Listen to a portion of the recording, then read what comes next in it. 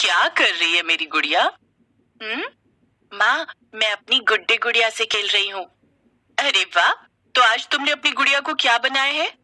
माँ, आज ना मैंने अपनी गुड़िया को दुल्हन बनाया है और मैं अभी उसकी शादी करा रही हूँ। गुड्डे के साथ? हाँ, और नहीं तो क्या। अरे वाह! इस गुड़िया का लहंगा तो बहुत ही प्यारा बनाया है तुमने। हाँ माँ, देखना शादी में जितने लोग भी आएंगे ना, वो सब गुड़िया के लहंगे की खूब तारीफ करेंगे। अच्छा, और कौन कौन आ रहा है शादी में? वो मेंढक जो पापा मेरे लिए मेले से लाए थे, मेरी पुरानी गुड़िया और वो गुड्डा जो मौसी ने दिया था, वो सब आएंगे। अच्छा है, चलो तुम खेलो, मैं चलती हूँ, घर के काम निपटाने हैं। आपने अपनी शादी में कौन सा लहंगा पहना था माँ? मैंने मैं कहाँ लहंगा पहन पाई मेरी गुड़िया, हम गरीब लोग हैं। वैसे मेरी माँ ने एक दुकान से लहंगे का दाम पता किया था, तो उसने बताया कि उसकी दुकान में सबसे सस्ता लहंगा ही उस वक्त 10,000 रुपए का था, तो मेरी माँ खरीद ही नहीं पाई। तो फिर आपने क्या पहना था अपनी शादी में? फिर मैंने सूट सलवार पहना था। आप मेरी शादी में तो मुझे लहंगा दोगी ना माँ? सिया के सवाल का जवाब जया के पास नहीं था। वो बस चुपचाप उठी और वहां से चली गई। ऐसे ही वक्त बीतता गया और सिया बड़ी हो गई। अब वो कॉलेज में जाने लगी थी। फिर एक दिन घर की सफाई करते हुए, अरे वाह! देख तो सिया, अलमारी के ऊपर से क्या मिला? ये तो मेरी गुड़िया है माँ, जिसके साथ मैं बचपन में खेलती थी। खेलती नहीं थी, सारा दिन बस इसी के साथ रहती थी। और देख इसका लहंगा, अभी भी वैसा ही है, बस थोड़ा फीका पड़ गया है। याद है तुझे? हाँ माँ, सब याद है। और अब समझ में आता है कि आप उस दिन मेरे सवाल का जवाब दिए बिना क्यों उठकर चली गई थी। क्या करें बेटी, गरीबों के भाग्य में ये लहंगे वहंगे कहाँ होते हैं। माँ, ऐसे तो हमारे जैसे लोग कभी अपनी ख्वाहिशें पूरी नहीं कर पाते होंगे। हाँ बेटा, ऐसा ही है।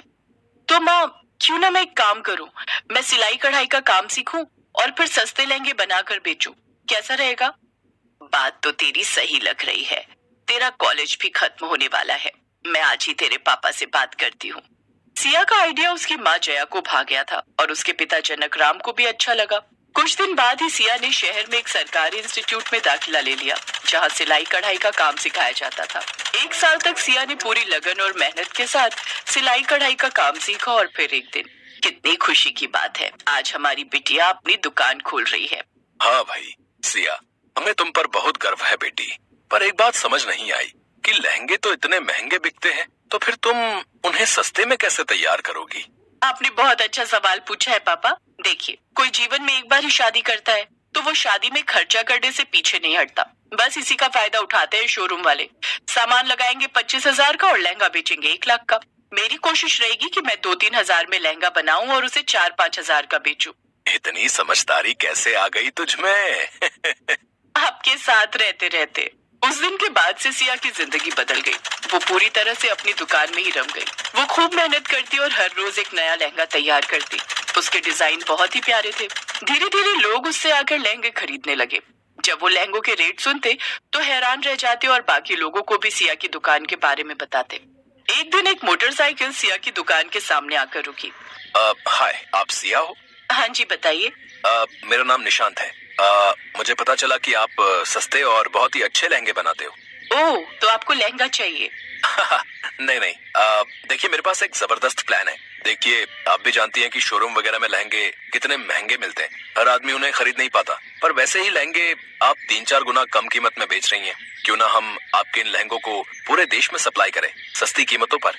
आपकी बात अच्छी तो लग रही है, पर मैं अकेली कितने लहंगे बनाऊंगी और हम उसे बेचेंगे कैसे? मिस सिया, डोंट वरी, मैं भी आपकी तरह एक गरीब घर से आता हूँ।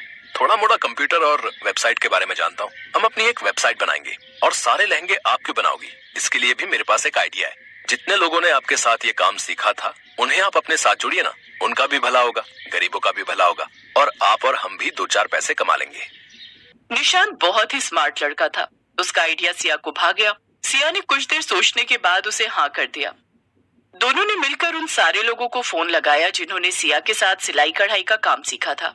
सारे लोग खुशी खुशी मान गए। अब तो हर रोज 20-25 लहंगे तैयार होने लगे और उधर निशांत ने उन लहंगों को वेबसाइट पर बेचना शुरू कर दिया। 15-20 हजार वाले लहंगे 5-6 हजार के रेट में देखते ही लोग उन्हें खरीदने टूट पड़े। डिमांड बढ़ने लगी तो सिया और निशांत ने शहर से बाहर एक बड़ी सी जमीन किराए पर लेकर उसमें एक छोटी सी फैक्ट्री डाल ली। सारे लोग वहीं आकर काम करने लगे। सारे लोग खुश थे। एक दिन, सिया, इधर आओ ना, मैंने तुम्हारे लिए कुछ बनाया है। निशांत के हाथ में एक पैकेट था जो उसने सिया को दे दिया। तभी वहां फैक्ट्री के सारे लोग आ गए। वो सभी सिया के दोस्त थे। उस पैकेट को जैसे ही सिया ने खोला, उसमें एक बहुत ही सुंदर ब्राइडल लहंगा था। अरे वाह, ये तो बहुत ही खूबसूरत है। ये किसने डिजाइन किया? ये डिजाइन तो बहुत बिकेगा। सिया, अब ये बेचने के लिए नहीं है, ये मैंने अपने हाथों से तैयार किया है तुम्हारे लिए। क्या तुम इसे मेरी दुल्हन के तौर पर पहनना पसंद करोगी? निशांत की बात सुनते ही सिया कुछ पल के लिए शांत हो गई। उसकी आंखों में खुशी के आंसू थे। तभी वहां खड़े सिया के सारे दोस्तों ने तालियां बजाना शुरू कर दिया और फिर शादी वाले दिन हर किसी की नजरें सिया पर ही टिकी थी। हर कोई उसके लहंगे को देखकर उसकी तारीफ कर रहा था। तभी उसकी माँ जया उसके पास आई। उनके हाथों में वही गुड़िया थी। आज मेरी गुड़िया की शादी है और मेरी गुड़िया सबसे प्यारी लग रही है।